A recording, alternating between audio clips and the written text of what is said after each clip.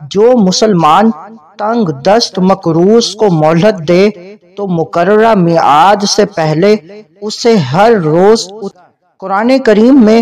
قرض خواہ کو حکم دیا گیا کہ اگر مقروض تنگ دستی کی وجہ سے قرضہ ادا نہ کر سکے تو ہر روز اس سے دگنا مال صدقہ دینے کا اجر ملے گا کہ قرض خواہ کو بسم اللہ الرحمن الرحیم۔ آج کا ہمارا ٹاپک تنگ دست مقروض کو مہلت دینے کی فضیلت۔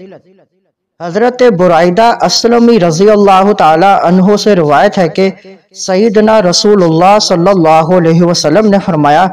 جو مسلمان تنگ دست مقروض کو مہلت دے تو مقررہ میعاد سے پہلے اسے ہر روز اتنی رقم صدقہ دینے کا ثواب ہوگا، اور وقت مقرر گزرنے کے بعد مہلت دے تو ہر روز اس سے دگنا مال صدقہ دینے کا اجر ملے گا۔ قرآن کریم میں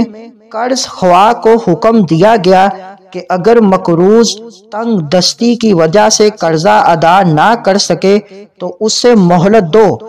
اور پورا قرض یا اس کا بعض حصہ معاف کرنا مہلت دینے سے افضل ہے۔ اس حدیث مبارک میں مہلت دینے کا ثواب بیان ہوا کہ جتنی مدت تک مہلت دے گا ہر روز اتنی رقم صدقہ دینے کا ثواب ہوگا،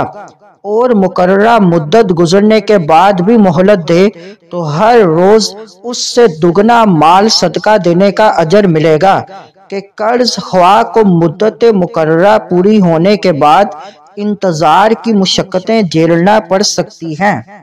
مزید معلومات کے لیے ہمارے چینل کو لائک اینڈ سبسکرائب کریں۔